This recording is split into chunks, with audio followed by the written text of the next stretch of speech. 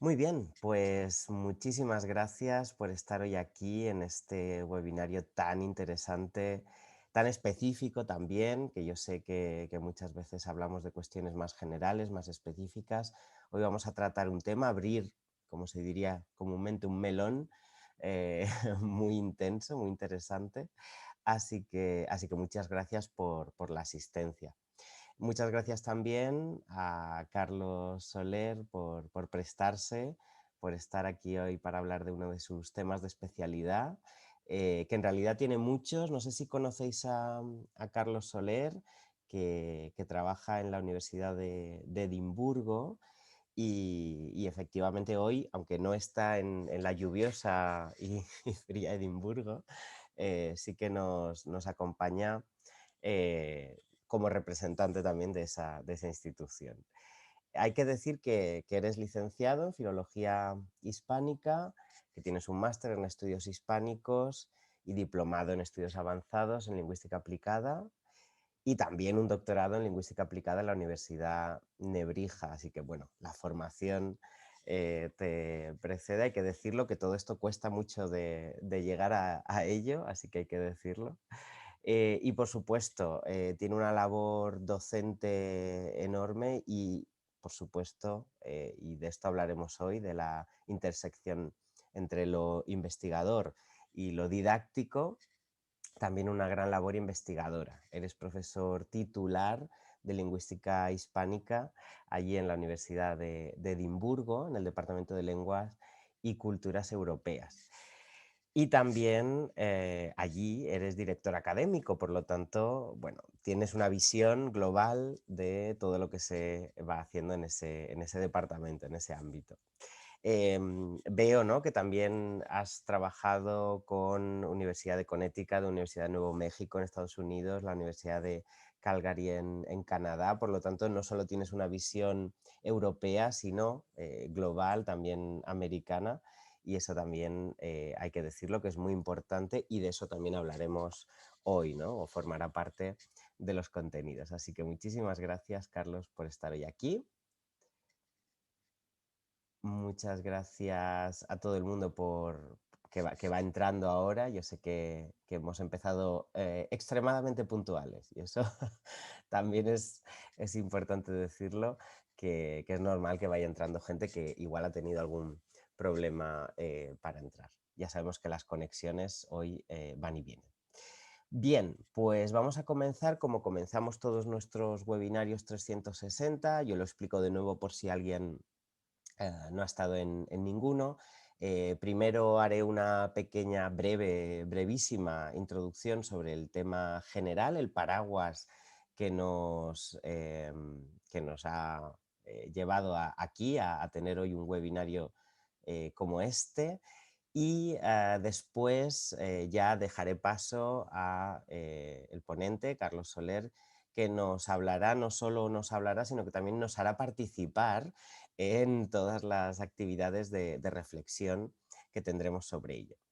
Voy a compartir de nuevo la pantalla que compartía antes y vamos a introducir el tema del aprendizaje del uso real. Es este tercer paso que hemos ido desarrollando en nuestro programa de desarrollo profesional y es un tema que se puede ver desde distintas perspectivas, pero lo que está claro es que forma parte de una perspectiva activa, global. Siempre pongo esta diapositiva, ya estuvimos hablando del aprendizaje inductivo, del empleo de recursos multicontextuales. Hoy vamos a ver el uso real de la lengua. ¿Qué es eso del uso real de la lengua? No sé si alguien se lo ha preguntado o qué significa o sobre todo qué entendemos, ¿no? Vamos a ponernos de acuerdo en qué entendemos en Edinumen por uso real de la lengua o uso de la lengua en contextos reales, ¿no?, dependiendo de cómo lo veamos, pero tiene esas dos perspectivas, ¿no? El uso real es el uso que le damos en la comunicación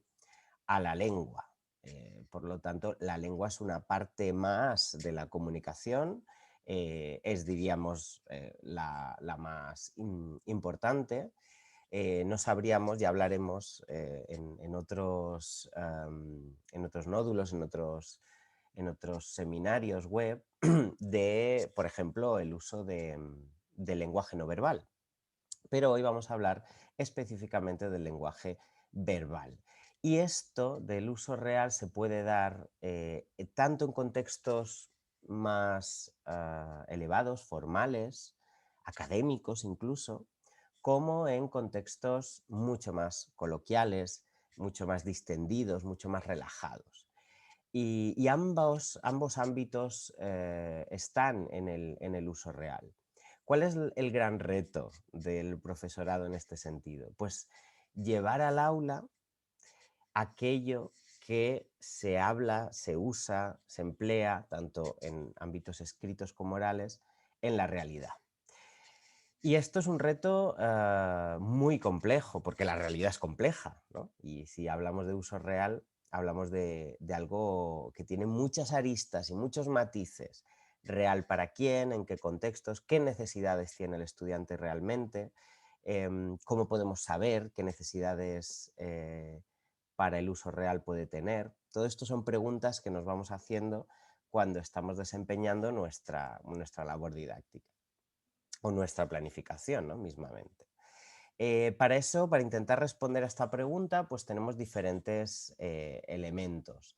Hemos visto, si habéis hecho o vais a hacer, queda muy poquito para poder completarlo, pero si habéis hecho el PDP, el curso, el NUC de PDP que está asociado a este webinario, habréis visto que se habla de corpus, es lo primero de lo que hablamos, es de lo que vamos a trabajar hoy con ello, con cómo aplicarlo, y hemos visto diferentes tipos de corpus. No voy a adelantar nada, que no haya que adelantarse, pero sí que sabemos, ¿no?, ya algunas siglas de algunos corpus que se emplean, que existen y que desarrollan diferentes instituciones. Uno de ellos, aunque no lo veáis aquí, uno de ellos de los que hablan en esta charla, en esta ponencia de varios autores, del Instituto Cervantes, de la Universidad de Santiago de Compostela, de la UNED también, es el corpus de aprendices de español. Y no adelanto nada más,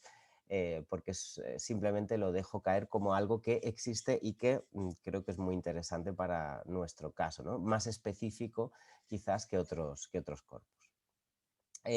Además, habéis visto a mi compañero Gabriel Neil hablar de la interacción escrita, ¿no? Y de cómo nos encontramos en un mundo eminentemente escrito, mucho más que oral, y lo escrito pesa más que lo oral muchas veces, aunque ahora lo podemos grabar. Y aquí tenemos una serie de elementos como la aparente falta de corrección, la similaridad con la conversación oral o el cambio en los códigos de escritura que nos da esa escritura coloquial, donde podemos ver en aplicaciones de mensajería tipo WhatsApp ese tipo de lenguaje que podríamos decir es lengua real y a la que se enfrentan muchos de nuestros estudiantes con mucha inseguridad, y por lo tanto hay que darle herramientas para que puedan solventar, ¿no?, esas dificultades de comunicación. También hemos visto a Diego Paniagua hablar de una propuesta didáctica muy interesante que nunca habría pensado que podría conectar, pero efectivamente hay cursos de español de los negocios para adolescentes, adolescentes que se van a dedicar al mundo de los negocios, y su propuesta didáctica trabaja con empresas que quebraron y que luego resurgieron. Y esto es uso real de la lengua, porque al final son elementos comunicativos, son elementos de nuestra realidad circundante, de lo que nos rodea, y que nos da muchas oportunidades para crear comunicación real, verosímil, que nos permita pues, seguir desarrollando la competencia comunicativa.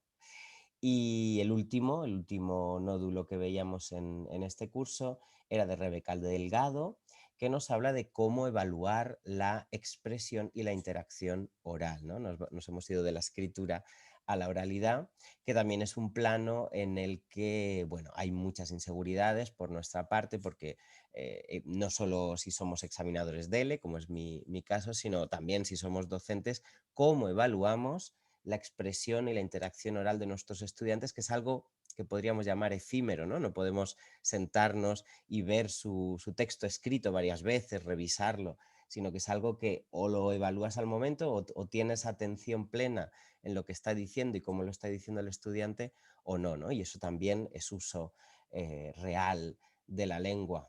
Entonces, bueno, con todo esto hemos contextualizado este panorama general.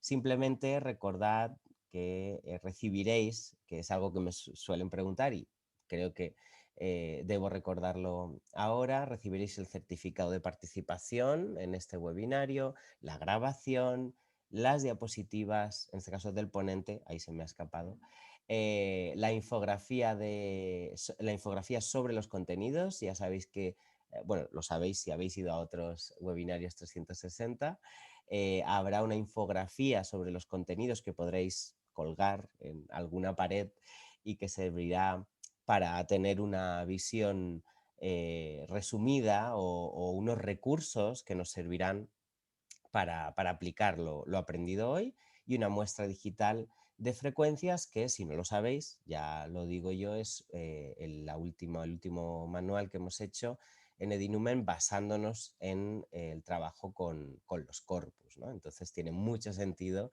que le podáis echar un vistazo a este material. Sin más, espero que ya estéis acomodados y acomodadas en vuestros asientos y cedo la palabra a Carlos Soler. Muchísimas gracias, Carlos, y cuando quieras. Hola, Aarón, hola de nuevo. Hola a todos, muchas gracias. Pues vamos a empezar con nuestro webinario que de alguna manera está muy conectado con lo que viene con lo que acaba de presentar Aarón. Voy a compartir mi pantalla para que nos pueda servir de guía.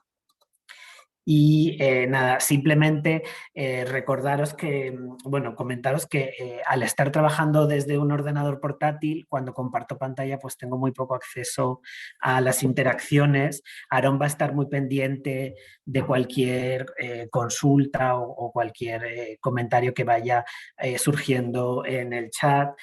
Podremos dedicar un rato para resolver dudas al final de la presentación y bueno, también durante las actividades que van a ser interactivas dentro de las posibilidades de este medio y que espero que también sirvan un poco para, bueno, pues para intercambiar pareceres y también para posicionaros dentro de todo esto.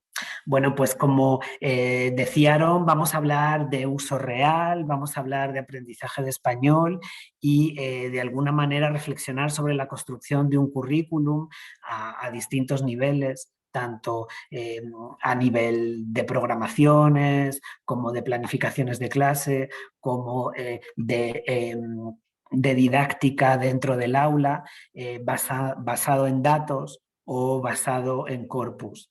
Vamos a ver que de alguna manera un corpus es una gran base de datos y que hablar de corpus y hablar de enseñanza basada en datos es casi lo mismo en muchos contextos.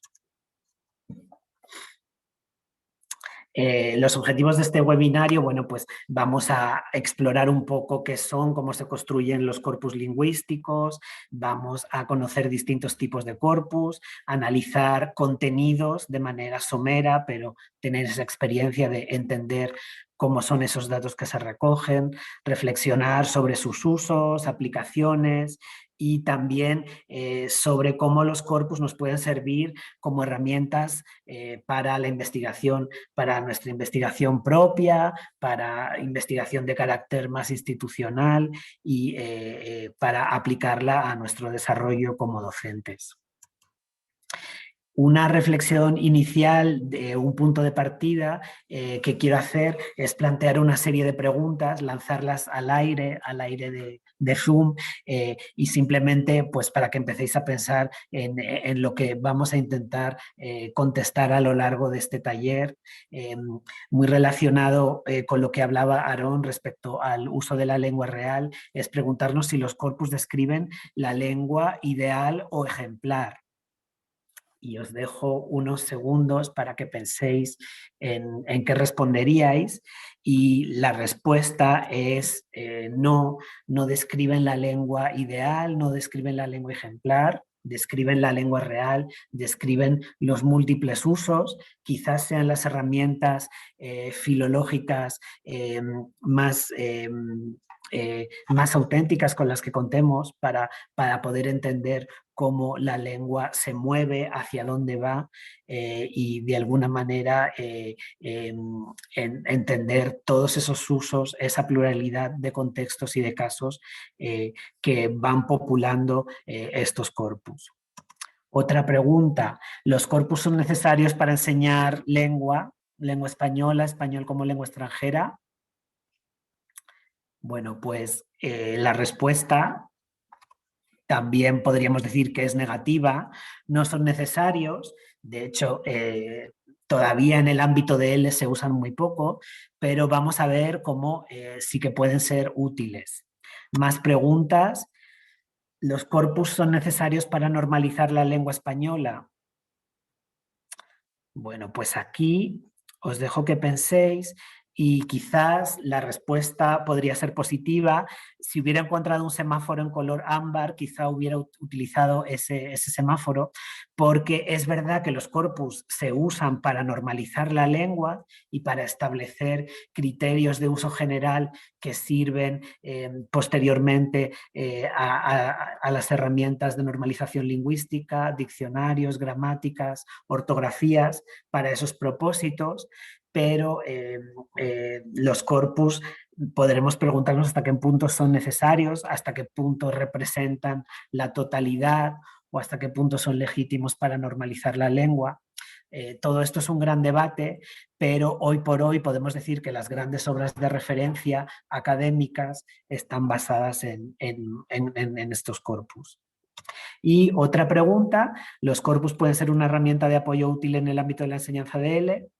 Pues aquí la respuesta va a ser positiva, aunque no necesariamente sean obligatorios o sean imprescindibles para enseñar, sí que vamos a demostrar que son una herramienta de apoyo muy útil para la enseñanza. Muy bien, pues con todo esto en mente vamos a empezar con una primera actividad de calentamiento, y la quiero contextualizar con el día en el que estamos hoy. Hoy es el 15 de abril, el Día Mundial del Arte. Para quien no lo sepa, es verdad que ya tenemos días para celebrar todo, pues hoy se celebra el Día Mundial del Arte, y por eso la primera actividad de calentamiento sobre los paisajes mentales, sobre las actitudes o las creencias o las opiniones que tenemos sobre los corpus lingüísticos, está ambientada en el mundo del arte. He elegido 6 cuadros, 6 pinturas que representan 6 emociones o 6 actitudes, y lo que quiero es que cada uno de los participantes pues decida con cuál de estas pinturas se siente más identificado en el contexto de este taller, en el contexto del uso de corpus, de la aplicación de los corpus, pues actitudes más positivas, actitudes más proactivas o actitudes de recelo o de desconocimiento. Y partiendo de lo que nos digáis, pues ya establecer una conversación más adaptada. Para esta actividad vamos a ir a nuestro Padlet. Voy a dejar de compartir pantalla un momento. He Y compartido ya el enlace. estupendo, Aarón, gracias. Pues si te parece, Aarón, puedes Sí. compartir tú el Padlet y para irlo viendo, y lo que quiero es que vayáis al Padlet y vayáis eligiendo una de estas imágenes y publicando el comentario relacionado con vuestra emoción. Pues miedo, interés, lo que queráis. Y también, si no queréis publicar un comentario, simplemente podéis votar la imagen que más os represente. Ujú. Y os dejo un par de minutos para ir viendo qué imagen gana. Son imágenes que representan también distintos momentos de la historia del arte, pintura de distintos países.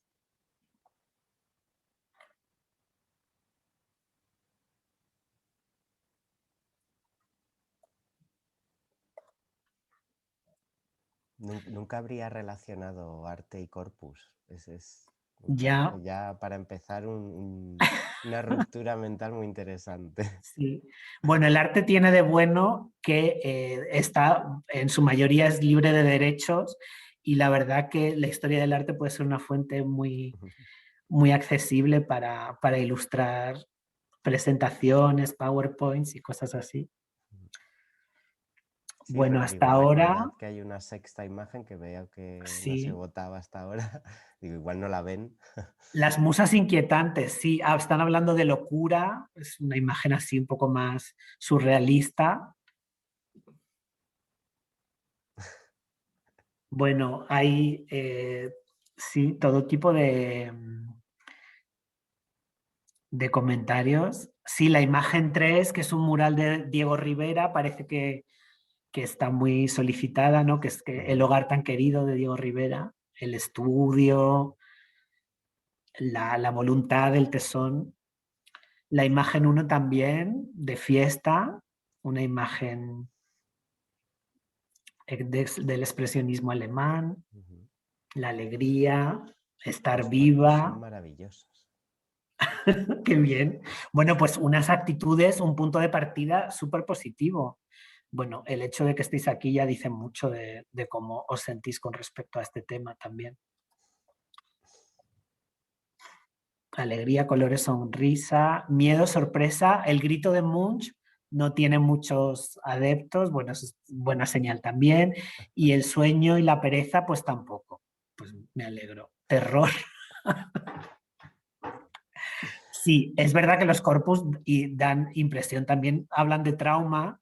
Y es verdad que usar un corpus en clase en directo puede causar momentos terroríficos porque hay que saber manejar muy bien el motor de búsqueda, estar preparados y es verdad que hay veces que, que, que salen por sitios inesperados los resultados y puede causar caos, sí. También. Un caos ordenado, pero caos, sí. Muy bien. Bueno, pues gracias por la participación y por darnos esta primera imagen y compartir vuestras emociones, vuestros sentimientos con respecto a todo esto. Espero que a lo largo de este taller pues podamos transicionar de las imágenes 4, 5 y 6 a la 1, 2 y 3 que son un poco más positivas y bueno, ir viendo si os convenzo y si logro también pues compartir algunas de estas experiencias y reforzar lo que ya sabéis y lo que ya entendéis como positivo. Bueno, pues vamos a empezar con un poco de teoría. La teoría veis que la asocio con la pereza, con el trabajo, con la inquietud, pero voy a dejar estas imágenes muy cerca para tenerlas en mente y no pues, y no caer en el tedio. Así que vamos a empezar rápidamente por introducir qué son los corpus, una especie de ABC o de definición. Pues son un conjunto extenso, ordenado de datos, datos que a su vez provienen de textos, ya sean orales o escritos, o orales y escritos, dependiendo del corpus. Y ese conjunto ordenado de datos y de textos para convertirse en corpus tiene que estar tratado informáticamente a través de una aplicación digital, de una página web, de un motor de ingeniería informática que de alguna manera facilite las búsquedas y el estudio de la lengua o de la variedad lingüística de la que estos textos provienen. Los corpus se caracterizan por ser muestras producidas en situaciones reales, de ahí el uso real, espontáneas o dirigidas, planificadas o no planificadas, pero en cualquier caso reales. Es decir, no necesariamente vamos a formar un corpus contextos construidos específicamente para aparecer en ese corpus. En los corpus intentamos pues, recabar muestras de uso real, de todo tipo de registros, de lengua culta, de lengua coloquial, de lengua oral, escrita, y irla codificando. Y se codifica a través de criterios explícitos que van garantizando su uso y que de alguna manera facilitan que se conviertan en muestras representativas de la lengua que se quiere analizar. Pues todo eso, digamos, que puede formar parte de la definición de un corpus. Además, junto con los corpus, se ha desarrollado dentro de la lingüística, de la filología, una disciplina particular, la lingüística de corpus, que trabaja en el ámbito de la investigación y el análisis de los datos y de esas muestras reales que contienen los corpus. La lingüística teórica es la lingüística de corpus es una subdisciplina de la lingüística o un enfoque metodológico al que se puede acceder desde distintas disciplinas. Ahora, con la eclosión de las humanidades digitales, vemos que se trabaja con corpus también desde ámbitos muy distintos, como la literatura, la sociología, los estudios culturales, y por lo tanto cada vez hay más interdisciplinaridad en el uso de estas herramientas y de esta disciplina. La lingüística de corpus básicamente nos explica cómo procesar estos millones de elementos, millones de formas lingüísticas y cómo combinarlos a través de múltiples variables, factores, para obtener combinaciones que nos ayuden a entender cómo funciona la lengua o a entender cómo se puede probar una determinada hipótesis de investigación, etcétera. También la lingüística de corpus habla de la necesidad de describir la elección lingüística hecha por los usuarios y de alguna manera reflejar la lengua natural, inconsciente, tipificar dichas elecciones, nos ayuda a poder entenderlas, a contrastarlas, y pueden ayudarnos a determinar elecciones comunes y menos comunes a la hora de caracterizar el uso de la lengua. Pues de todo esto se ocupa la lingüística de corpus, y al ocuparse de todo esto también, pues de alguna manera se ocupa de dar respuesta a grandes interrogantes y a algunos aspectos con los que los usuarios de los corpus llegamos, ¿no? Pues por ejemplo, nos podemos preguntar sobre la legitimidad de la lengua de los corpus, hasta qué punto es legítima, hasta qué punto es real, hasta qué punto sirve de referencia, quién decide qué textos forman parte de un corpus. Bueno, pues hay muchas cuestiones que podríamos comentar al respecto.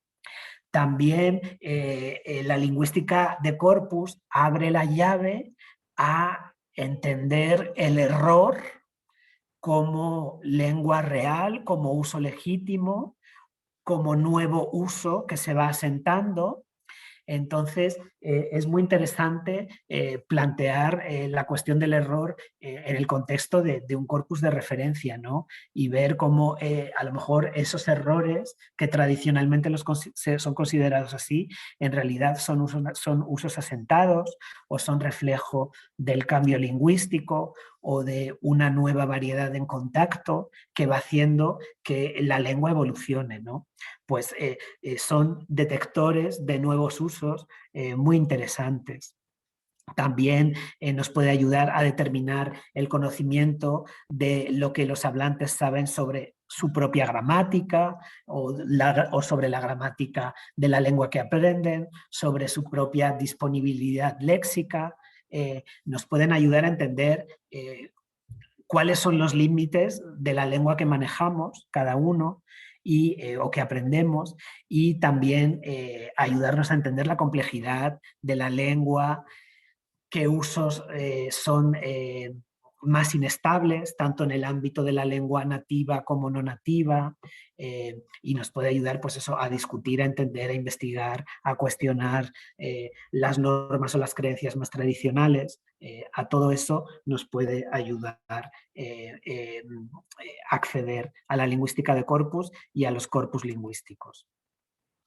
Dentro de la lingüística de corpus vamos a hacer especial atención vamos a mencionar con especial interés en este taller los corpus de aprendices de lenguas, que quizás sean menos conocidos, no son grandes corpus de referencia, son más nuevos, pero muy interesantes para el contexto al que nos dedicamos aquí nosotros como profesores. Permiten detectar, reconocer usos y estructuras frecuentes en la interlengua de los aprendices, de los estudiantes, en este caso de español.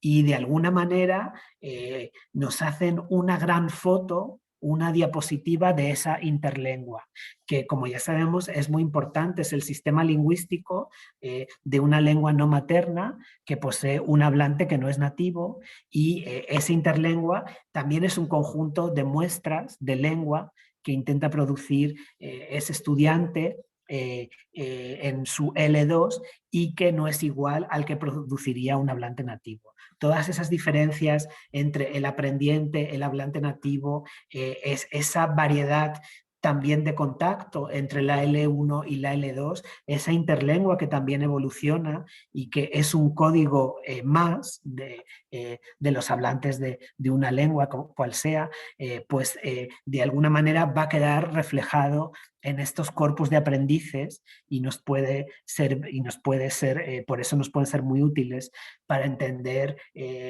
esa nebulosa y esa complejidad de la interlengua que muchas veces no analizamos lo suficiente.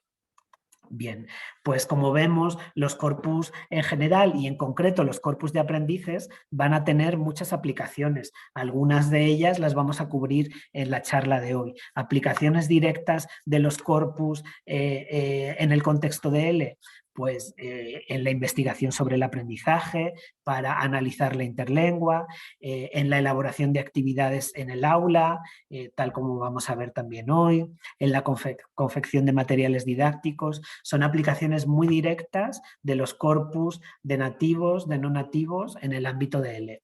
Y aplicaciones indirectas, pues en la formación del profesorado, que de alguna manera es lo que estamos haciendo aquí hoy, esa concienciación del uso de los corpus que hoy por hoy todavía no forma parte de programas de formación del profesorado.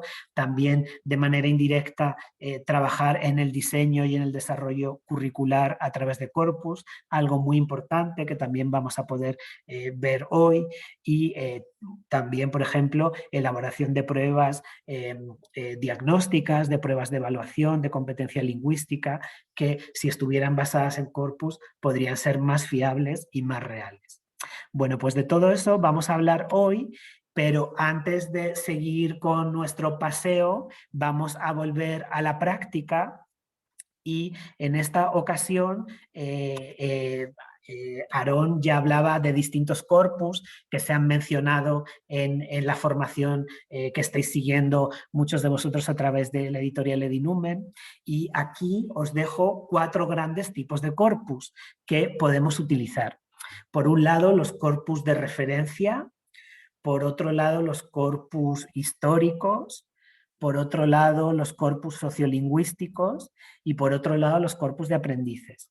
Y os quiero dejar 2 minutos para que mirando esta diapositiva decidáis cuáles de estos corpus, he puesto 9 corpus que me gustan mucho, ¿dónde encajaríais estos corpus dentro de estas 4 categorías, ¿no? ¿Cuáles de ellos son de referencia, históricos, sociolingüísticos y de aprendices? Para no complicar mucho la sesión y no retrasarnos, os voy a pedir que hagáis esta actividad de manera individual y que aquellos corpus que conozcáis y los intentéis emparejar con su categoría, y los que nunca, los que no hayáis oído hasta ahora, los podáis buscar rápidamente en Google, en vuestros teléfonos, para que por lo menos les pongáis nombre. Veis que todo corpus necesita tener un acrónimo, unas siglas que sean llamativas y los conocemos por sus siglas, ¿no? CAES, CORDE, CORDIAM, CREA. Bueno, pues os dejo un par de minutos para que decidáis quién es quién. No lo pongáis en el chat. O sea, sí, podéis ponerlos. No, no lo desveléis, No lo efectivamente, porque ahora desveléis. vamos a pedir algún voluntario. Gracias, Ciaro. Pero sí, podéis preguntarnos, por ejemplo, pues cuáles son las siglas, si las sabemos. Yo, por ejemplo, conozco el CAES, que nos decía aquí Ana, nos lo pone en el chat solo para panelistas, que es el corpus de aprendices, ¿no? Sobre ellos hemos hablado en PDP, si lo habéis hecho, si hay aquí gente que haya participado en el programa de desarrollo profesional, conoce ya no solo el CAES, sino cómo aplicarlo al aula, cómo se ha utilizado en investigaciones. Efectivamente. Bueno, pues Aaron, si te parece, vamos a pedir voluntarios. Sí. Tenéis una Bueno, manita ahí abajo para levantar. sí. Entonces, bueno, lo primero es compartir las respuestas y ahora voy a pedir voluntarios para que nos expliquen brevemente qué puede explorar cada uno de estos corpus o si sabe a qué institución pertenece. Así que voy a compartir las respuestas y ¿quién se anima a hablarnos del Corpus 21? En un minuto, menos, ¿no? En unos segundillos. Corpus 21 en un minuto.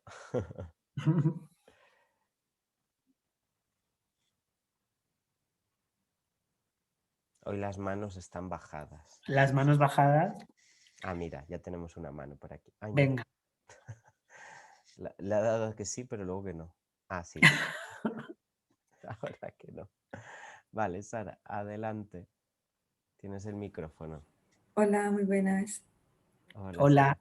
Es que, bueno, hasta que recuerdo, en el PDP nos explicaron que Corpus 21 es de los corpus de referencia, solamente acuerdo de eso.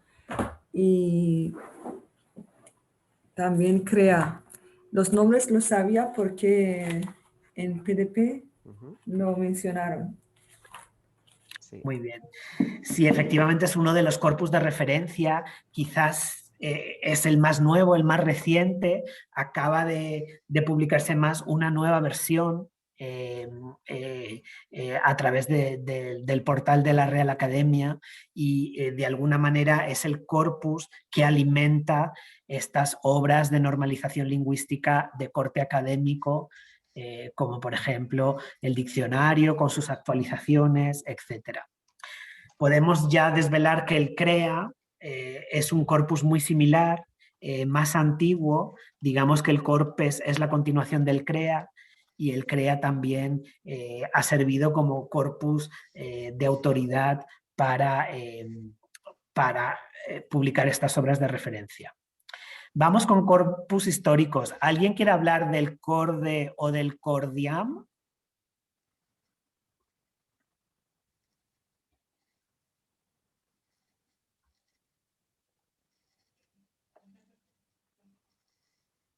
¿No? ¿No hay voluntarios para el CORDE o el CORDIAM?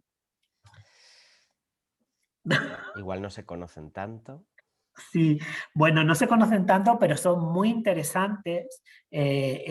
También son corpus de carácter institucional. El CORDE está coordinado por la Real Academia Española y de alguna manera está conectado con ese fichero general de la Real Academia que lleva acumulando fichas de usos de palabras por siglos y que tanto en su versión física, que son millones de estanterías y de fichas en cajones, como en su versión electrónica, pues es muy útil para muchos aspectos.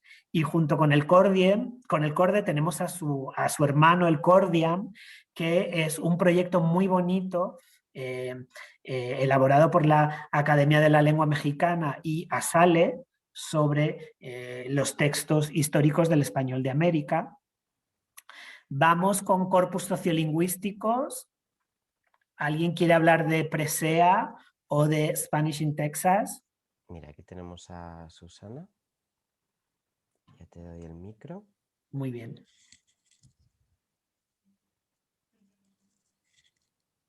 Susana, no sé si ves... Ah, sí, ahora. ¿Sí se me oye? Sí. Sí. Vale, yo no conozco Spanish in Texas, pero sí he usado bastante el Presea. Creo que para los que no enseñamos en contexto de inmersión, pues nos sirve mucho para... Yo siempre busco, no sé, busco ejemplos o ver que ciertas expresiones en qué, cómo se usan o en qué parte del mundo hispanohablante. Es un corpus del español hablado, ¿no? O representativo del español hablado, por eso me gusta. Uh-huh.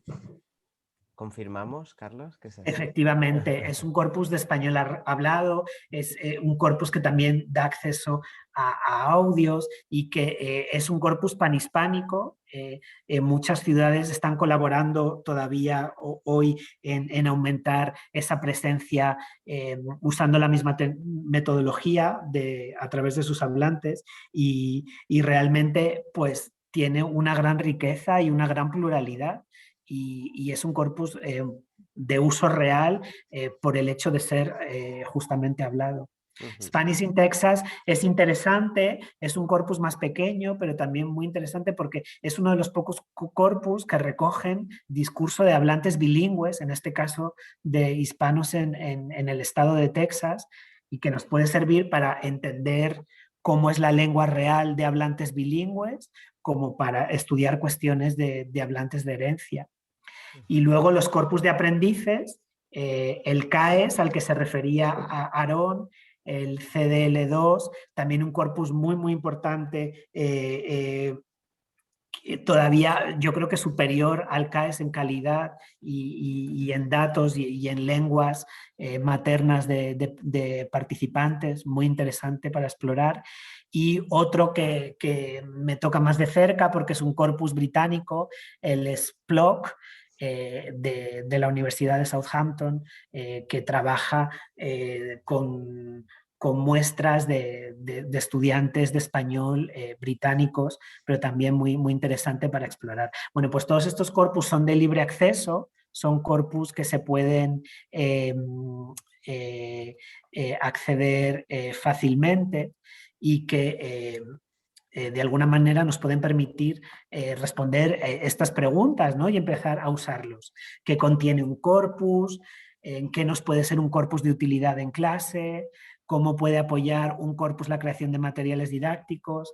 ¿Qué podemos analizar a través de un corpus? Bueno, pues todo esto, a todas estas preguntas podemos ir contestando con cualquiera de estos corpus. Algunos de ellos están totalmente abiertos, como el CAES, el CREA, el CORPES, se pueden utilizar sin más. Otros necesitan inscribirse, aunque son gratuitos, sí que piden un proceso de inscripción como el CDL2 o Presea, pero realmente, o Spanish in Texas, pero realmente son todos muy válidos y muy interesantes para explorar.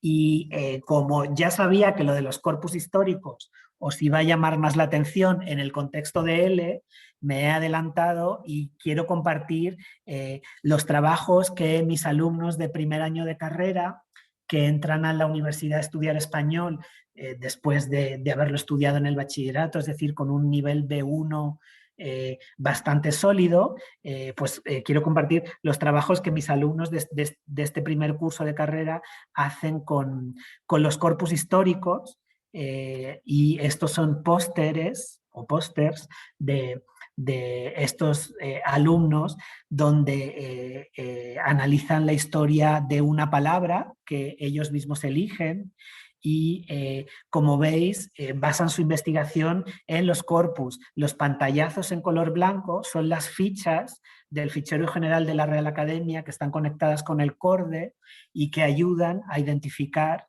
la primera vez que la palabra se registra en una obra escrita, en español, distintos usos en distintos países, etc.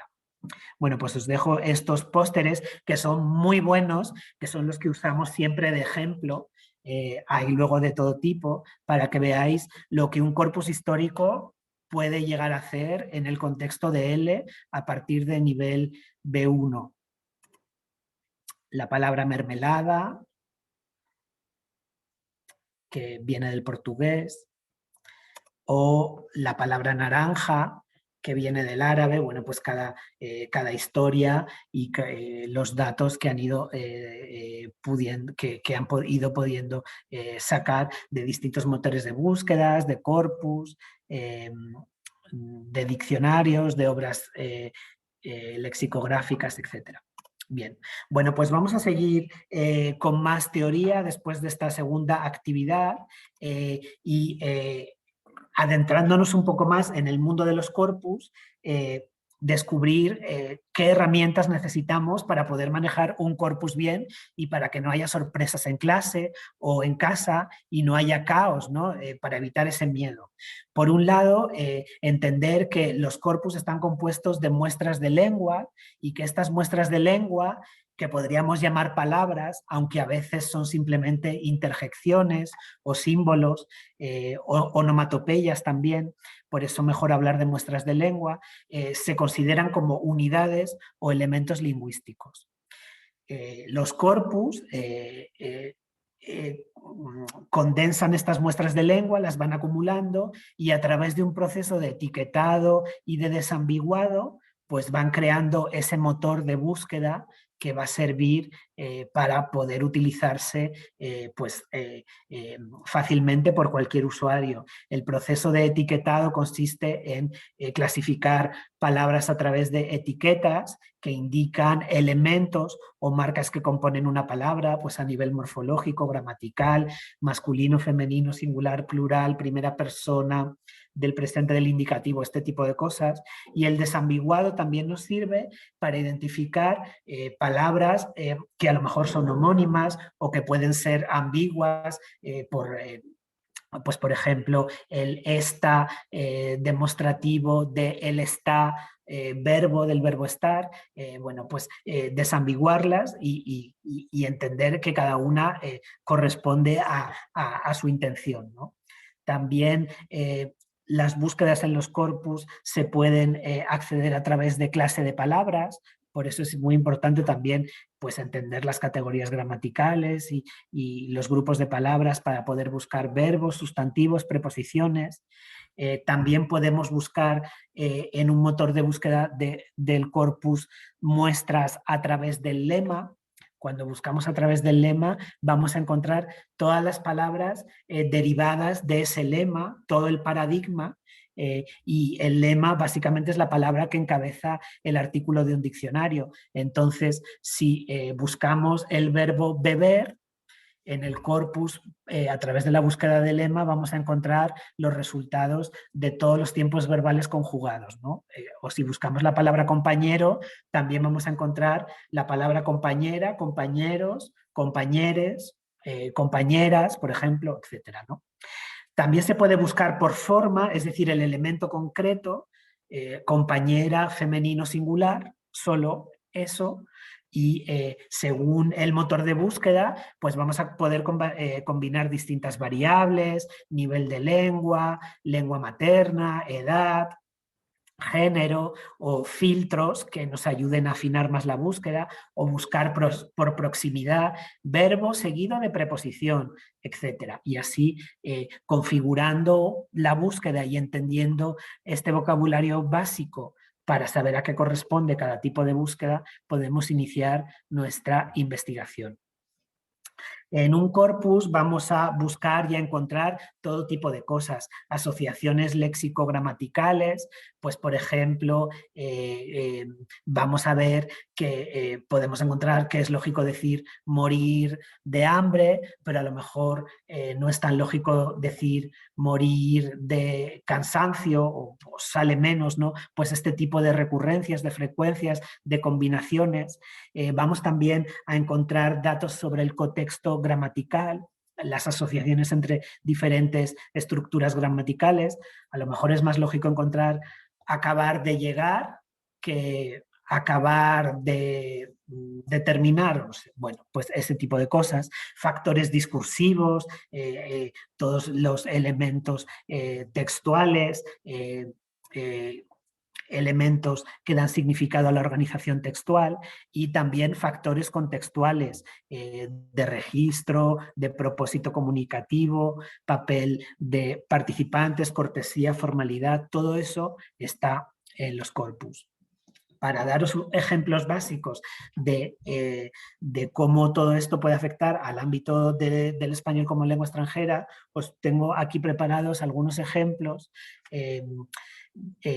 del CAES que nos pueden ayudar a entender en un fogonazo la dimensión de buscar ciertos elementos en un corpus de aprendices. Por ejemplo, si buscamos la forma estamos, la primera persona del plural del verbo estar en el CAES, en el corpus de aprendices de español vamos a encontrar 112 casos. Vamos a ver que de esos 112 casos, 20 de ellos corresponden a un uso incorrecto y que el uso incorrecto está muy asociado al uso de estar para cuestiones identitarias, para cuestiones definitorias. Vemos usos de tipo estamos 3 hermanos, estamos amigos, estamos felices, estamos amigas. Bueno, pues con esta pequeña búsqueda vamos a tener muy claro qué problema parece que tienen los aprendices de español en niveles A1, A2, B1 todavía y poder atajarlo.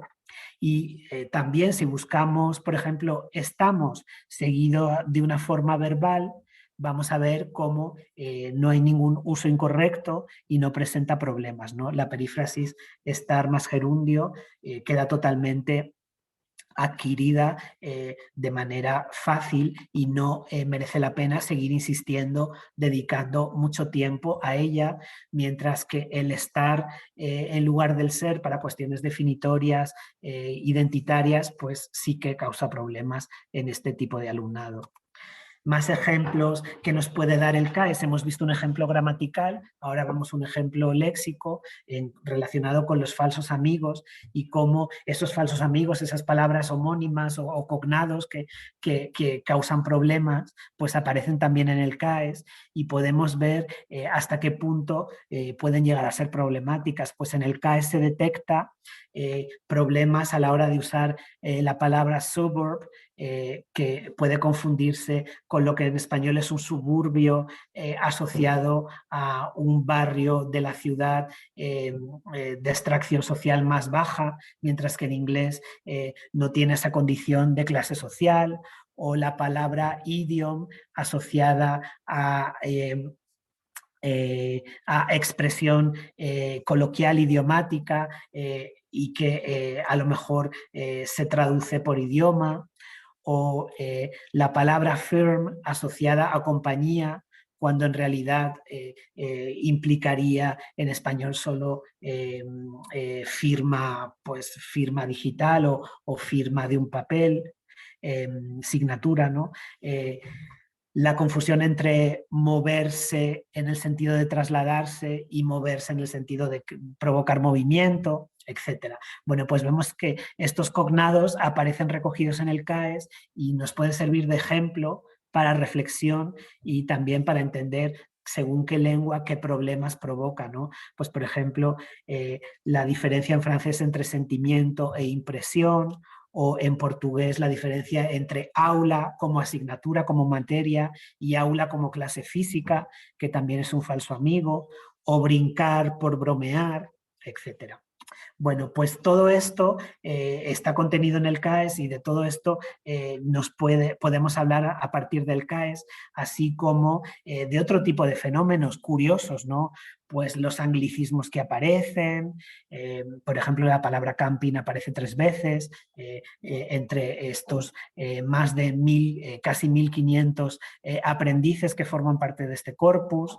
La palabra fútbol adaptada aparece 211 veces, por ejemplo, interjecciones, adiós, adeus, caray, chao, hola, jo, símbolos, onomatopeyas, palabras tabú, insultos, términos de referencia. Pues es muy curioso que en el CAES aparece 7 veces hombre como vocativo, pero no aparece mujer. Aparece chico, chica, chiquita, tío, tía, compañero, compañera, 310 veces. O siglas, ATM, ¿no? La sigla inglesa para los cajeros, el AVE para los trenes, el DELE también es parte del universo de los aprendices de español, el DNI, el DNA, que probablemente es el ADN, el FBI, etcétera. USB. Bueno, pues todo esto está recogido en los corpus. Y conociendo un poco más los corpus de aprendices y algunos de los datos que nos da el CAES, lo que os voy a proponer ahora es una actividad de análisis de datos extraídos del CAES. El CAES, como os decíamos, es el Corpus de Aprendices de Español, es un proyecto de la Universidad de Santiago de Compostela y el Instituto Cervantes, dirigido por el profesor Guillermo Rojos y el profesor Ignacio Palacios, y contiene un conjunto de textos de producción e interacción escritas de niveles A1 a C1, producidos por estudiantes de lengua materna árabe, chino, mandarín, francés, inglés, portugués y ruso, y es muy útil para conocer de cerca esa interlengua, la tipología de errores, la disponibilidad léxica del alumnado, la fosilización de estructuras, y tiene de bueno que no requiere inscripción previa, que está totalmente abierto a cualquier usuario y que es muy fácil de acceder y de controlar, aunque, como decía, no es el corpus más completo en el ámbito no nativo. Bueno, pues para esta actividad vamos a comentar el caso del verbo encantar.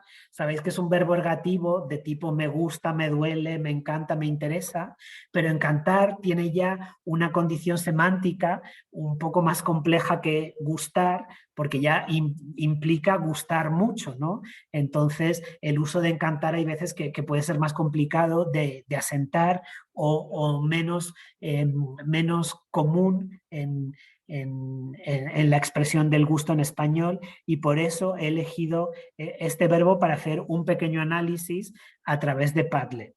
Así que con esto en mente vamos a volver a nuestro Padlet.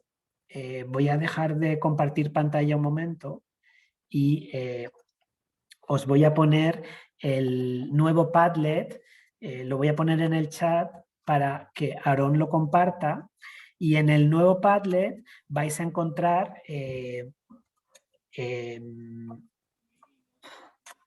la lista de usos del verbo encantar. La podéis descargar en PDF y lo que podéis hacer es dejar un comentario que nos ayuda a entender cómo es el uso del verbo encantar en la interlengua de los aprendices de español, y que nos ayude a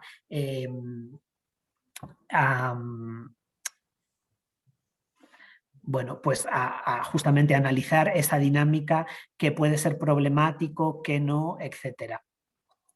Entonces os voy a dejar un par de minutos para que entréis a Padlet otra vez y para que podáis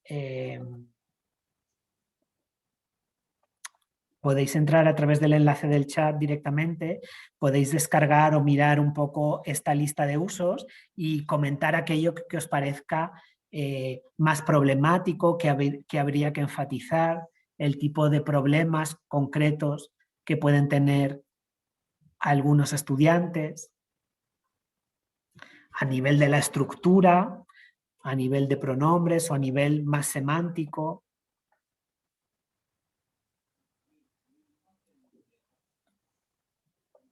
Y tener esa foto de estos 40 y pico usos del verbo encantar para ver qué podemos hacer con ellos, si tuviéramos que explicarlos, ¿no? Yo ya estoy viendo bastantes cuestiones, ¿no? Por ejemplo, el número. Le encanta perros o le encantan las películas. Porque claro, se ha buscado solo en singular en esta búsqueda. No, yo creo que lo hemos buscado como, sí, como singular, sí, para que fuera más fácil, sí. Por ejemplo, el número 17 es muy interesante, Aarón. Me encanta mucho, ¿no? Sí, es a lo que me refería, que parece que el mucho ya está implicado en el, sí, lo que dice Pepa, ¿no? Parece que el mucho ya está implicado en la semántica de encantar. Sí, sí, sí. Me encanta a ellos. Es como una ruptura, ¿no? Entre si es me, porque es a ellos. Exacto. Sí, podemos hacer como un análisis previo, además viendo la lengua materna y el nivel, de qué dificultades pueden darse y cómo planificar adelantándonos a ello. Claro, claro, efectivamente. Imaginaros que queréis preparar una clase sobre este tipo de verbos. Pues con esta búsqueda básicamente ya tenemos el guión para nuestra clase e incluso podemos aportar esta búsqueda como material didáctico para corregir errores. Bueno, pues Laura detecta que hay problemas, ¿no?, con el uso del artículo del sujeto, que faltan muchos ejemplos, esa concordancia. Aquí sí que está, me encanta la Pronombres. playa, pero había otro que he encontrado, o me encanta el mar, pero me encanta Machu Picchu, o le encanta perros, que además del plural, pues necesitaría del artículo, ¿no? Tiene de todo el número 23.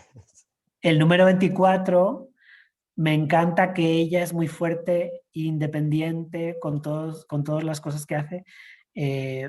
Pues quizá podríamos hablar de encantar como matriz de subjuntivo. Claro, aunque se entiende que en una 2 esta es la estructura que va a poder hacer. Sí. Pero fíjate, si vemos lo mismo en un B2 ya es más raro. Interesante porque lo nivela.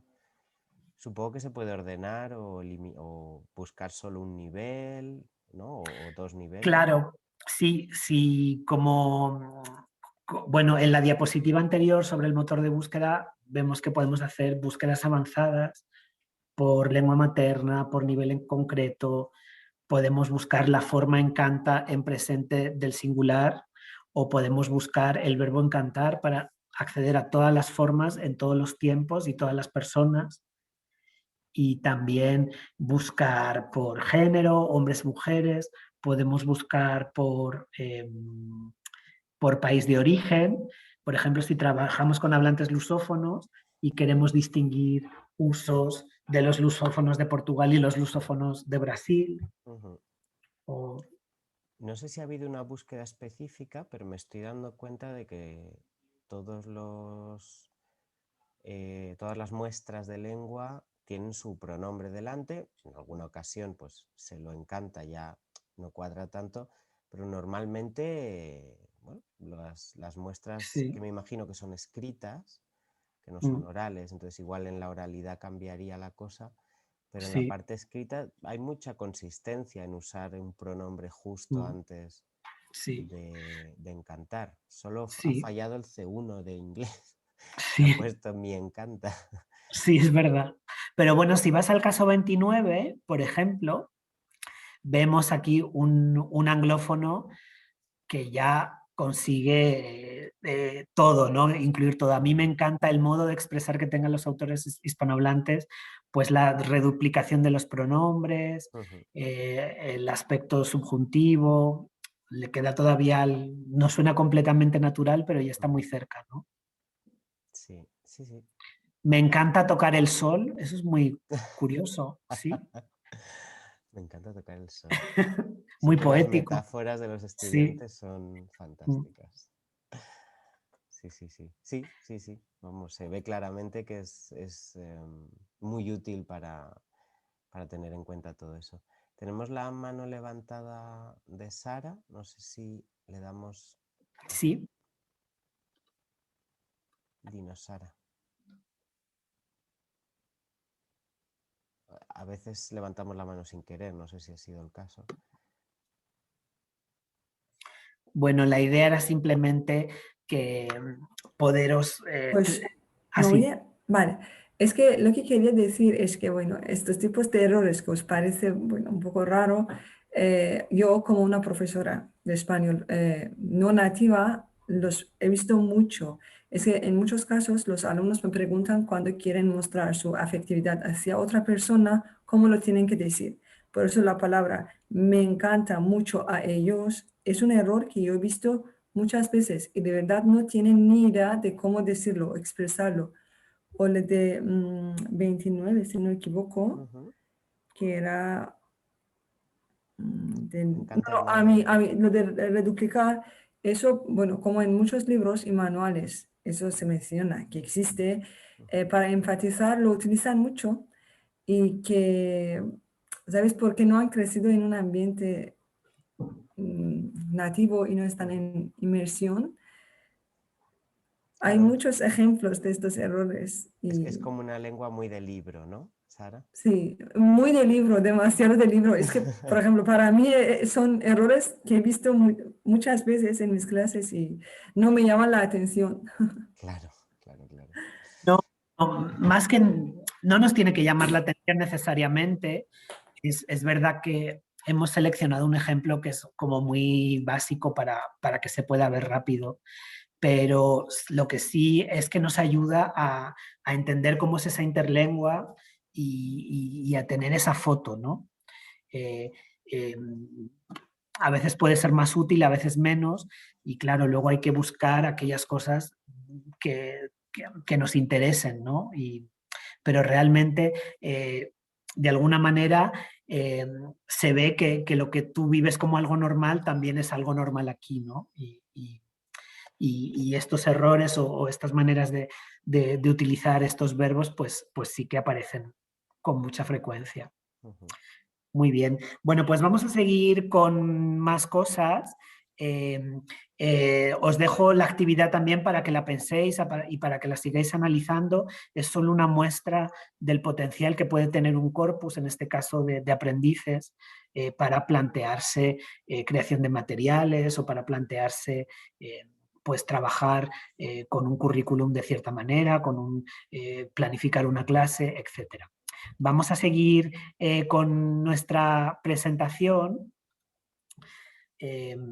Como veis aquí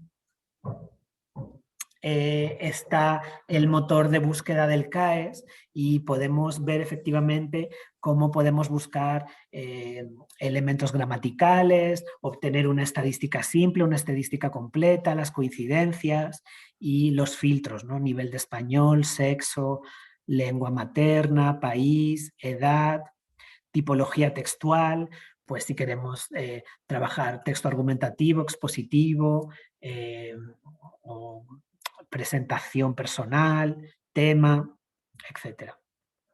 Bien, bueno, pues seguimos un poco con nuestra teoría. Hemos visto ya qué es un corpus, lo hemos definido, hemos visto desde el punto de vista disciplinar cómo se trabaja, hemos visto ejemplos de distintos corpus y ahora ya vamos a entrar en la dimensión más pedagógica y hablar del enfoque metodológico que abarca la enseñanza basada en corpus, que es lo que se llama en inglés el Data Driven Learning and Teaching, la enseñanza basada en datos en general, y que según grandes teóricos que ya empezaron a hablar de ella a finales de los años 80 del siglo pasado, está llamada a ser una revolución. Esta idea de revolución que acuñó Sinclair y a la que vuelve en distintos momentos es muy interesante. Quizás en el ámbito de L todavía no podamos hablar de revolución, pero sí ha sido una revolución en el ámbito de la enseñanza del inglés como lengua extranjera, tanto a nivel editorial como a nivel de formación, y sí que lleva ya mucho de rodaje en ese ámbito y se considera un antes y un después a la hora de publicar o de diseñar materiales. Distintos teóricos proponen distintas maneras de relacionar la aplicación de los corpus con la enseñanza, y por lo menos se pueden destacar 3 formas de trabajar con corpus en el ámbito de la enseñanza de lengua. Enseñar sobre los corpus, es decir, pues explicar qué tipos de corpus hay y para qué son importantes, algo que yo, por ejemplo, hago con estudiantes de nivel C1 que necesitan ya perfeccionar su español académico, su escritura ensayística, y necesitan saber usar los corpus para comprobar cierto tipo de usos, de modismos, de dudas. También enseñanza para usar los corpus, pues enseñar a los estudiantes a usar los corpus dentro de clase, fuera de clase, pues como forma de control, como complemento, como material de apoyo, como extensión de aprendizaje autónomo, y también usar los corpus para enseñar, integrar el corpus como recurso en clase. Cualquiera de estas maneras podría considerarse ya un enfoque hacia la enseñanza basada en datos, que es, como decía, llamada originalmente Data Driven Learning o Data Driven Teaching. Vamos a ver que este enfoque busca plantear los corpus como una herramienta de mediación.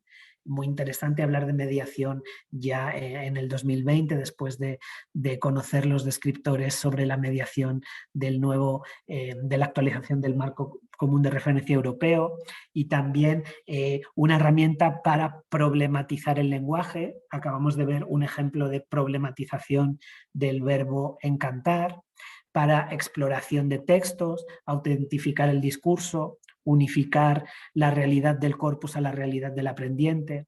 Bueno, pues de alguna manera estos son los principios teóricos de los que parte la enseñanza basada en corpus.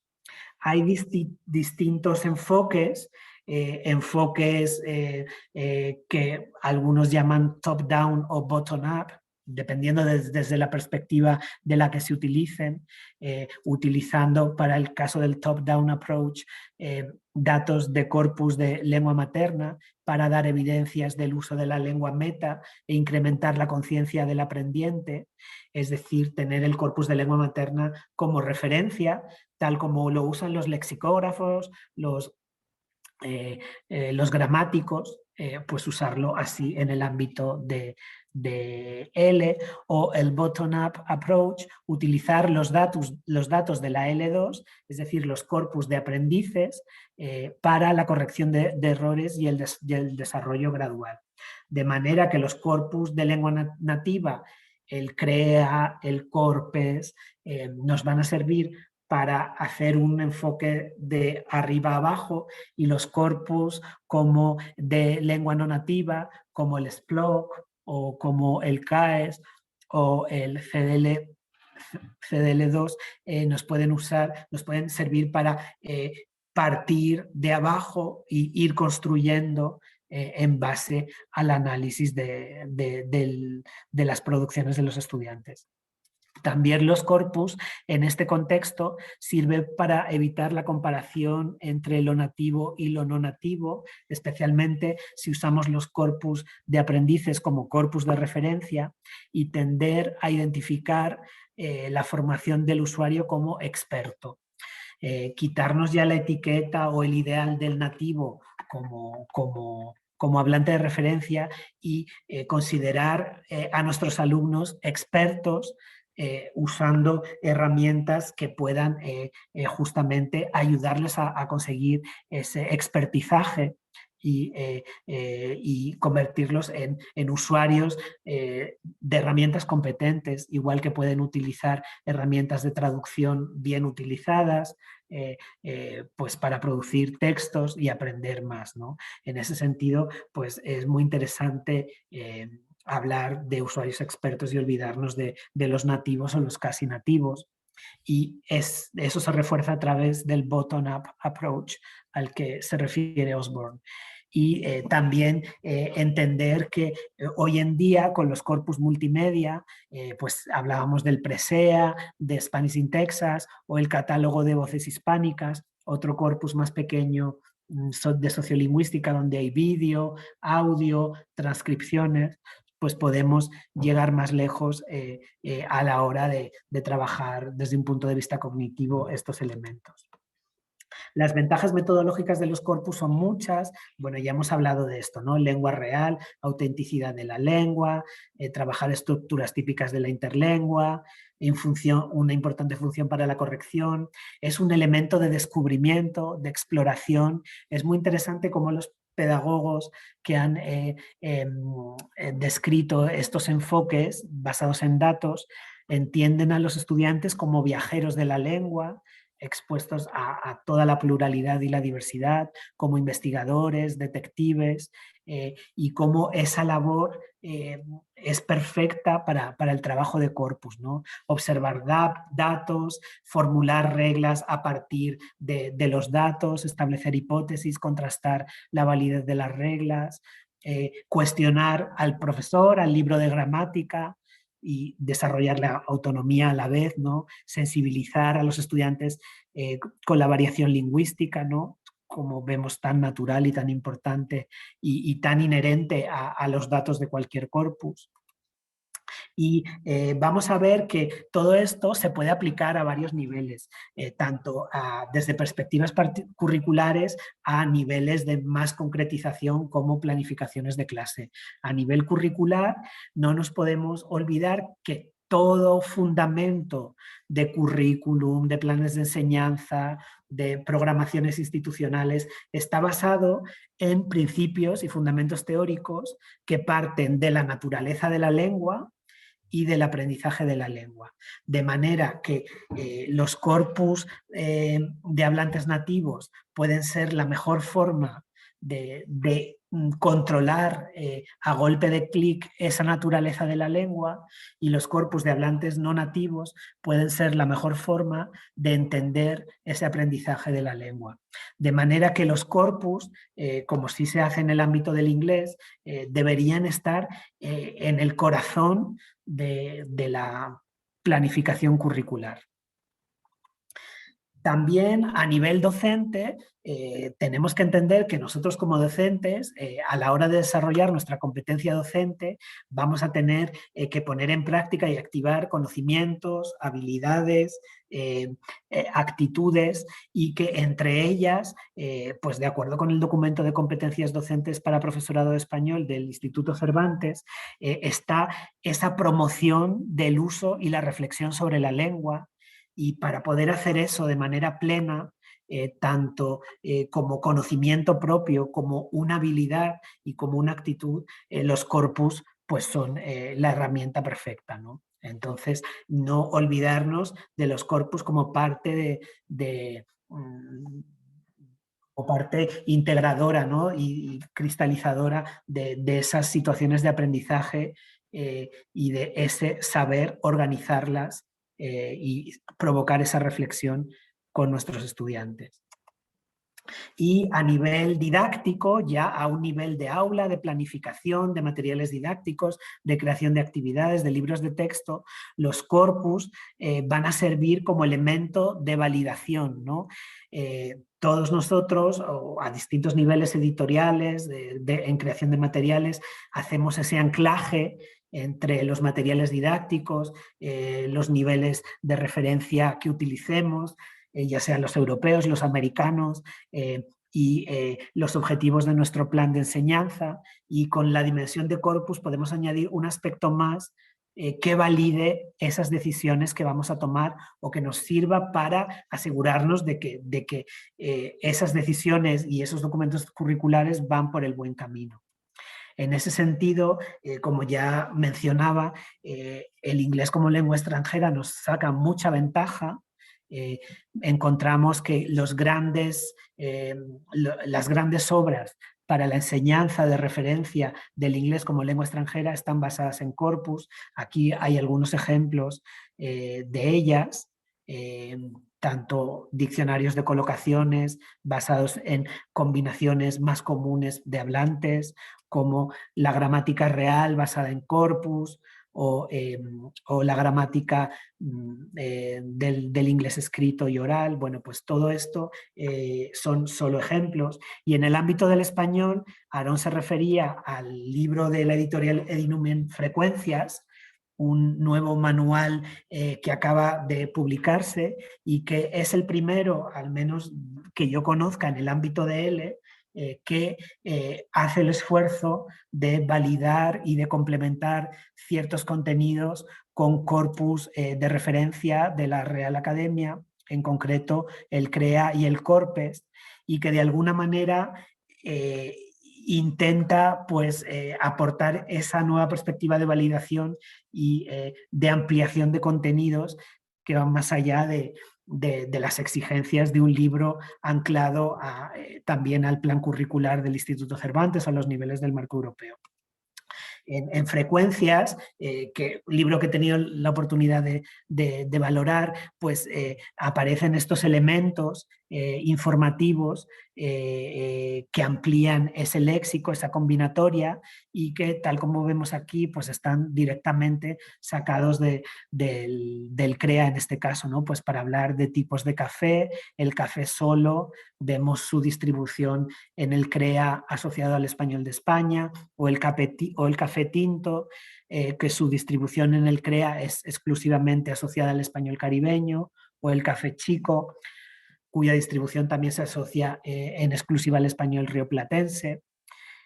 También ejemplos gramaticales, por ejemplo, al explicar el imperativo negativo y dedicar cierto espacio a explicar el voseo negativo una vez explicado el voseo afirmativo, y de alguna manera identificando esa alternancia entre pronombres tú y vos en distintas zonas, y haciendo también que los estudiantes puedan luego conjugar el imperativo afirmativo negativo con la forma que deseen, con la más estandarizada, más común, o con la propia de algunos países del español de América. Muy curioso también ver la distribución que el Corpes 21 nos da por países y por ejemplos, por las frecuencias del voseo, primeramente por ejemplos en el Río de la Plata, luego México, luego Caribe continental, luego España, etc.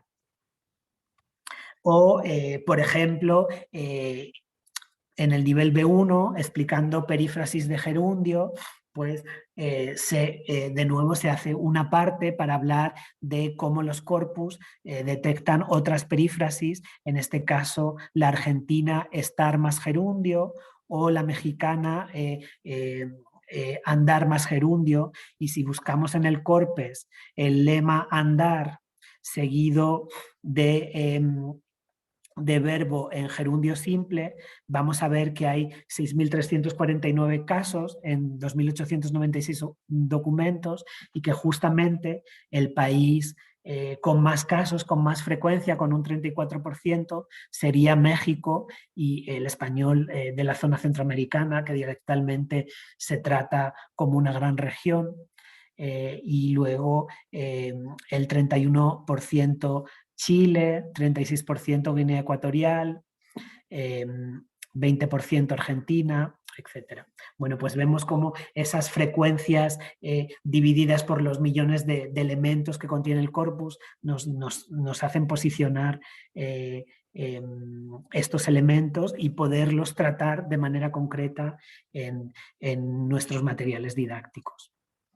Y todo esto pues para dar lugar a definición de objetivos, recursos, cuestionar o crear textos aportados, los textos que se van a generar por los alumnos, el soporte que damos a esos textos, el soporte pedagógico, entender la interlengua del alumno, analizar errores, la rentabilidad y las oportunidades de las actividades, motivar. Bueno, pues son algunas claves que el uso de esta metodología basada en datos parece que aporta. Y más beneficios relacionados a los materiales, a su uso, a la posibilidad de crear, de facilitar el análisis, la formulación de hipótesis, actividades de conceptualización, tareas significativas, reflexión, también los beneficios que todo esto puede tener para la evaluación, etcétera.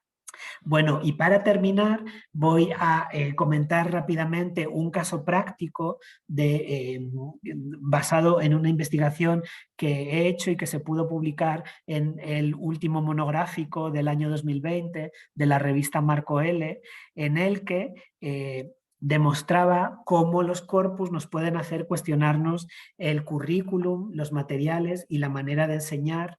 Es una investigación basada en el CAES, en el corpus de aprendices de español, con respecto al uso del pretérito perfecto compuesto, formas del tipo he cantado, he comido, he bebido, y para entender hasta qué punto los materiales didácticos representaban el uso del pretérito perfecto compuesto en la interlengua de los alumnos. Y muy rápidamente, pues simplemente plantearos aquí lo que dice el plan curricular del Instituto Cervantes sobre el pretérito perfecto, que lo asocia al nivel A2, con participios irregulares en el nivel B1 y con valores dialectales a partir del nivel C1. Bueno, pues con esto, que es muy poco y que no da mucho juego a nivel de diseño de materiales didácticos, nos encontramos que al potenciar usos de tipo a nivel B1 de tipo presente psicológico, presente ampliado, acción pasada con relevancia continuada en el presente, encontramos materiales didácticos que repetidamente insisten en una misma función, ¿no? Utilizar el pretérito perfecto para hablar de las acciones hechas en el día de hoy, o utilizar el pretérito perfecto para hablar de nuestra rutina, utilizar el pretérito perfecto combinado exclusivamente con este año, este mes, esta semana, hoy, ahora, utilizar el pretérito perfecto en ciertos dialectos, por ejemplo el español peninsular. Bueno, pues todo esto que se materializa en el plan curricular acaba cristalizándose en estas actividades que muchos manuales aplican de manera consistente. Analizando 8 manuales de L, vemos que de los usos reconocidos como legítimos en la nueva gramática de la Academia de 2009, que son 1, 2, 3, 4, 5, 6, 7, 8, 9, 10, sí, 10 usos por lo menos, los manuales de L de cualquier nivel solo recogen 3. El uso de pasado reciente, el uso odiernal del pasado del día de hoy y el uso del pasado experiencial. Pero se olvidan o peor, quedan considerados como no normales o incluso como incorrectos usos de pasado habitual, pasado continuo, existenciales, resultativos, prospectivos con valor de futuro o con valor de pasado lejano, donde en cualquier manual tradicional utilizaríamos el pretérito indefinido. Entonces, esos usos pues parece que están o condenados al olvido o considerados como negativos. Bueno, pues con todo esto en mente hice una búsqueda sobre los usos del pretérito perfecto en el CAES para entender ejemplo a ejemplo cuál era la situación y cómo usaban los aprendices de español este tiempo verbal tan limitado en el plano teórico, en el plano de los materiales pedagógicos. Y La primera sorpresa es que haciendo una búsqueda muy básica sobre el elemento gramatical y cruzando por lenguas maternas y niveles de competencia, vemos que el pretérito perfecto compuesto ya aparece desde el nivel A1. Así que lo primero que nos dice este corpus de aprendices es que por qué habría que limitar el uso del pasado al nivel A2 en adelante. ¿Por qué, si el pasado es tan necesario, hay que esperar 80 horas a poder introducirlo, ¿no? Es curioso ver cómo queda introducido y cómo es verdad que a partir del nivel A2 ya aparecen las tareas en un 70% de las tareas en algunos casos y llega al 100% en niveles más avanzados. Otra cosa que nos dice el corpus sobre el uso de este tiempo verbal son ejemplos, ¿no? Para que veáis las respuestas que da el corpus a nuestras preguntas. Pues es que el pretérito perfecto compuesto es un tiempo que no tiene problemas de fosilización o márgenes de error tanto en su morfología del auxiliar como del participio, ya que la conjugación correcta de este tiempo, pues veis que está a porcentajes altísimos. Más cosas que nos puede decir el corpus de cómo lo usan los aprendices, pues que hay una tendencia a usar el pretérito perfecto compuesto más asociada a la primera persona del singular, al yo, que coincide con los usos enfáticos de los que se habla en la gramática académica, pero que no están tan asentados en el ámbito de L. Sin embargo, el pretérito indefinido aparece usado más para hablar de la tercera persona, él o ella. En este caso vemos como los estudiantes también repiten actitudes o comportamientos de hablantes nativos, entendiendo este pretérito perifrástico como más cercano. Entonces, muy curioso. También podemos ver cómo esto impacta a ciertos grupos de hablantes, cómo los hablantes de portugués pueden tener cierto problema conjugando el pretérito perfecto con otro auxiliar, en su caso tener, que es el que usan en su lengua, o cómo analizando valores del pretérito perfecto compuesto vamos a ver que a pesar de que solo existen 3 en el ámbito de los materiales didácticos, los estudiantes de español en el corpus incluyen otros muchos, todos los que describe la gramática académica, incluyendo el perfectivo, ese pasado con valor lejano, que lamentablemente hoy en día todavía se considera como incorrecto. A pesar de que está admitido y a pesar de que es natural tanto por hablantes nativos y no nativos, ¿no? Entonces, mucho que pensar y mucho que reflexionar en torno a la foto que nos dan los corpus de la lengua. Bueno, y voy a parar aquí simplemente recomendándoos bibliografía, un libro que acaba de publicarse en la editorial Routledge, dedicado específicamente a profesores de español sobre la introducción a la lingüística de corpus en español de Guillermo Rojo, y el handbook de la lingüística de corpus de Routledge, que a mí me resulta muy útil y es en el que he basado gran parte de esta presentación, así como otra bibliografía que ya os haremos llegar junto con las diapositivas. Y ahora sí, voy a parar para pasar al turno de preguntas y comentarios.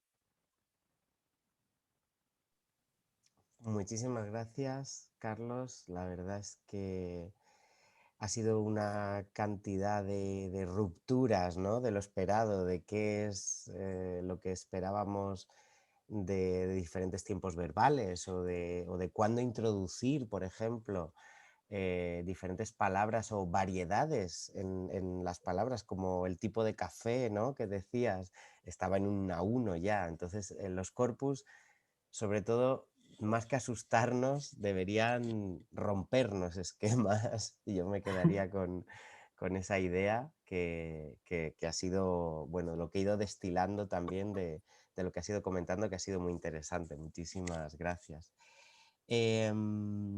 Tenemos por aquí más que alguna pregunta que nos dice Melania, ¿no? Que ha sido excelente el webinario y hemos tenido un público muy consistente, han estado todo el rato pendientes, no se ha ido nadie a mitad y eso es muy Qué bueno. bien.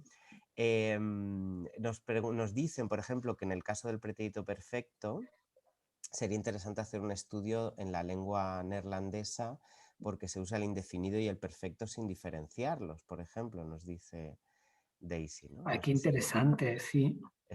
cosas que eso, al compartir, pues Y también, bueno, en francés, en italiano, ¿no? Parece que se neutraliza todo en la forma perifrástica y puede ser interesante ver cómo, hasta qué punto es necesario que los italianos y los francófonos aprendan el indefinido, hasta qué punto el perfecto compuesto de alguna manera ya permite suficiente flexibilidad.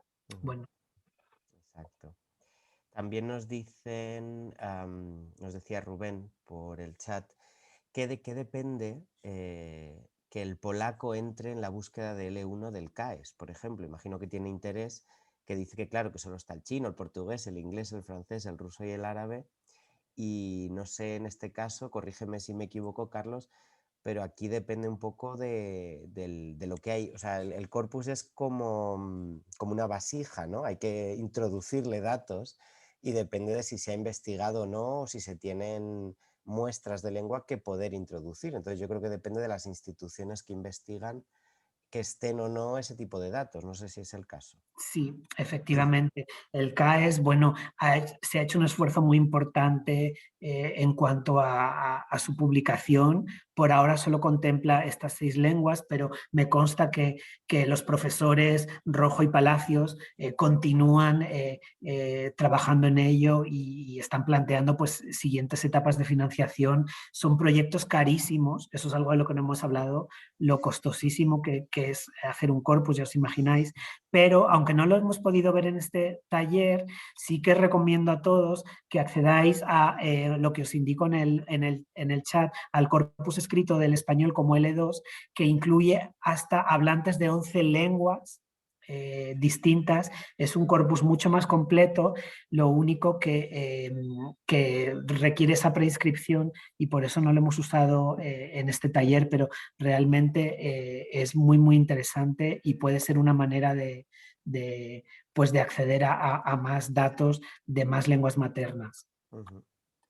Alena nos ha levantado la mano, voy a darle permiso de micrófono para que nos pregunte.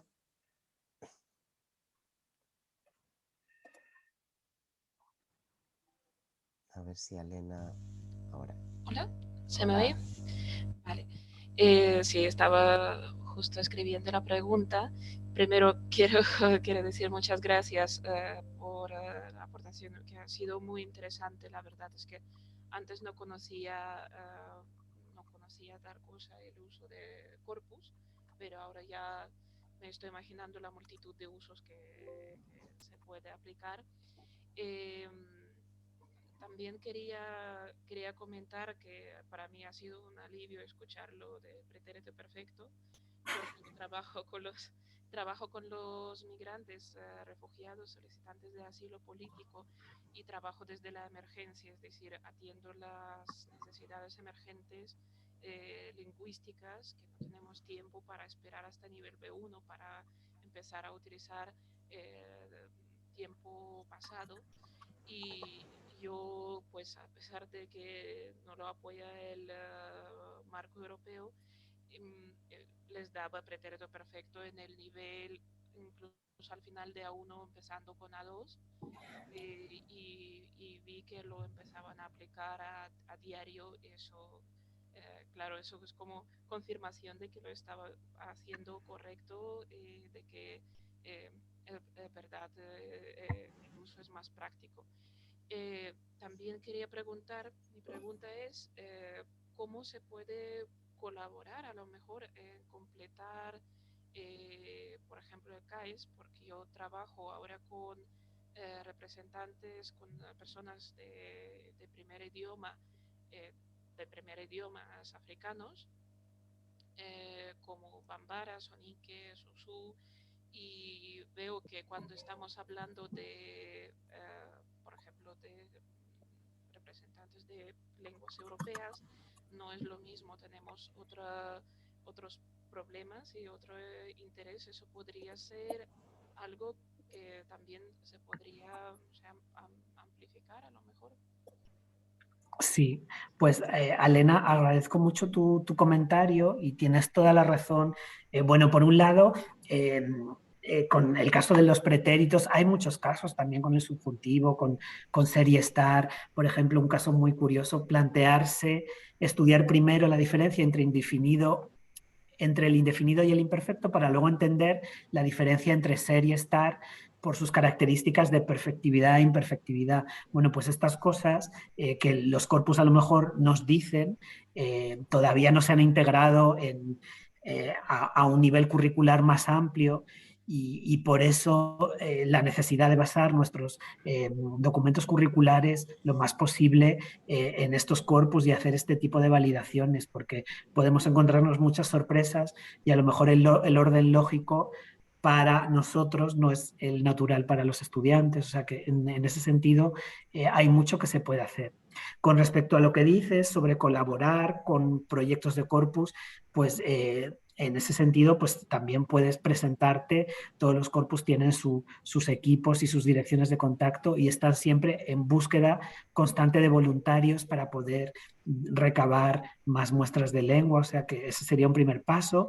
Y si eres más tecnológica, te pongo en el chat una herramienta que se llama Sketch Engine, que se utiliza para crear tu propio corpus. Entonces, si tú tienes una comunidad de estudiantes muy concreta, por ejemplo, de estudiantes migrantes, para hacer un corpus nuevo, un corpus descolonizado, ¿no? Donde se incluyan variantes y lenguas maternas no europeas, que sería muy importante, muy necesario, pues puedes trabajar con esta herramienta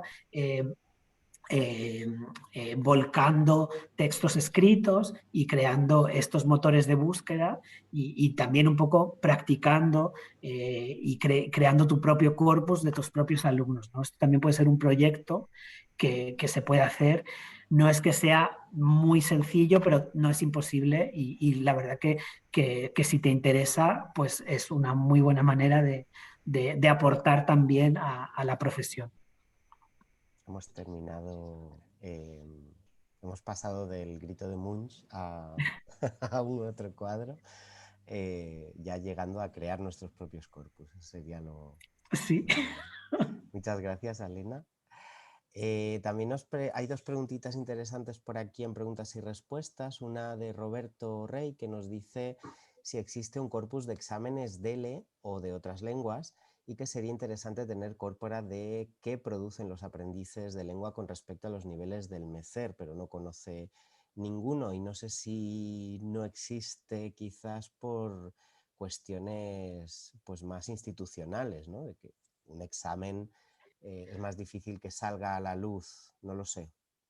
Sí, lamentablemente no existe, es una muy buena pregunta. Bueno, y te agradezco además a Roberto, que sé que se conecta desde el otro lado del Atlántico, el madrugón. Disculpad todos nuestros oyentes americanos, pero sí, es una gran pregunta. Yo tengo que decir que he sido un poco víctima de eso, porque sí que en un principio para mi estudio doctoral contaba con haber podido examinar tareas escritas de los exámenes DELE, pero por problemas de protección de datos y de acceso a estos exámenes, pues no fue posible y justamente pues el CAES me vino muy bien como opción B. Sí. Y sí que viví en mis carnes esa oscuridad en torno al acceso a los exámenes, pero bueno, principalmente en el caso del DELE tiene que ver con la protección de datos y por cómo las hojas de inscripción a estos exámenes no contaban con este tipo de usos posteriores, Claro. pero sí sería una gran manera.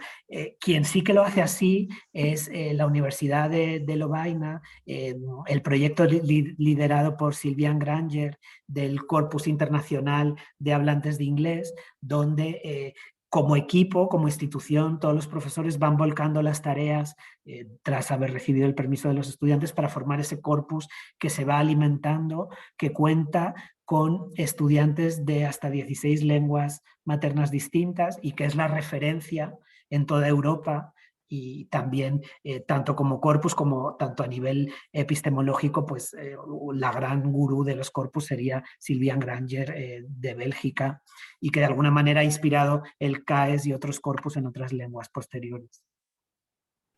Genial. Y justo precisamente ahora que comentas lo de la Universidad de Lovaina, nos pregunta también Eva González de allí, bueno, más que una pregunta, dice que es una observación, pero que a mí me lleva a una solución posible. Dentro de ese comentario dice que distinguiendo entre actividad de enseñanza y de aprendizaje o desviándonos de los corpus como herramienta a la que recurre el profesor, habría que fomentar en el aula el uso de corpus entre los estudiantes, lo que decías antes de hacerles expertos en la lengua, hacerles viajeros de su propio aprendizaje. Me han gustado las metáforas. Y para eso, bueno, de hecho, no sé si lo viste, Carlos, dentro de frecuencias, en la parte de la guía didáctica, la parte dirigida al profesorado, hay explotaciones didácticas de cómo trabajar en clase con los corpus, con distintas actividades, y yo cada vez que voy a esa parte se me ocurren un montón de dinámicas, pues eso, de colaborativas, ¿no? Pues una persona busca una cosa, otra, la comparan, y ahí ya vienen explotaciones de eso. Claro, lo único que no están integradas dentro del libro, porque igual sería un poco engorroso tener como partir, ¿no? el manual y poner aquí esto, pero sí que te va proponiendo para distintas partes, por ejemplo, para la de gramática, para la de palabras o para la de práctica en contexto, tiene sus explotaciones didácticas de corpus. No sé si le echaste un vistazo, a mí me encanta. Sí, lo pude ver, sí. Me centré en poder visualizar los ejemplos del libro del alumno, pero sí que la dimensión pedagógica y la ayuda a explotar pedagógicamente los corpus, pues está muy bien planteada en frecuencias y es útil porque es verdad que ya pues, te da un poco el trabajo más encaminado y es más fácil en caso de que no se disponga de tiempo, ¿no? Para hacerlo o para pensarlo cada uno, ¿no? O sea que sí, está muy bien. Claro. También veo que Matías menciona el Corpus Spalex, que es también un corpus muy interesante de la Universidad de Salamanca, que también merece la pena tener en cuenta. Ujú. Sí, y bueno, como asistentes al webinario tendréis lo que ha hecho Carlos Soler, una infografía que nos están haciendo muy interesante sobre los distintos corpus, usos, ¿no? Cómo podemos utilizarlos para que sea visual, para que podamos tenerlo cerca y cada vez que tengamos duda, ay, ¿qué corpus podría usar para esto? Pues lo tenemos ahí. Así que muchísimas gracias, nos hemos ido bastante del tiempo, Carlos, Ay, sí, pero perdón. eso es buena señal, eso es que ha habido mucho interés, así que muchísimas gracias de verdad por la asistencia, quien lo esté viendo en diferido, muchísimas gracias también y nos vemos en el próximo webinario 360. Carlos, un placer estar aquí Sí, muchas contigo. gracias. De verdad que me he sentido muy cómodo, gracias a todos. Estoy viendo que efectivamente Matías tiene razón, el corpus Spalex sí que está basado en los datos de los DELE. Mm, Creo que es un corpus más antiguo y que la Universidad de Salamanca, al haberlo hecho, quizá pudo contar claro, con esos datos, claro. pero la verdad que no está tan actualizado y quizás solo tenga un nivel, tenía alguna limitación cuando lo contemplé, pero sí es verdad que ese corpus sí que tiene datos de DELE. Ujú, Bueno, perfecto. Muchas gracias, Carlos. Os estoy proyectando lo que recibiréis al final, así que por si alguien se lo pregunta, recibiréis todo esto y mucho más. Un abrazo muy fuerte, Carlos, y a todo el mundo que nos ha acompañado hoy. Un saludo. Chao. bueno, gracias a todos y cuidaros mucho. Hasta pronto. Hasta pronto.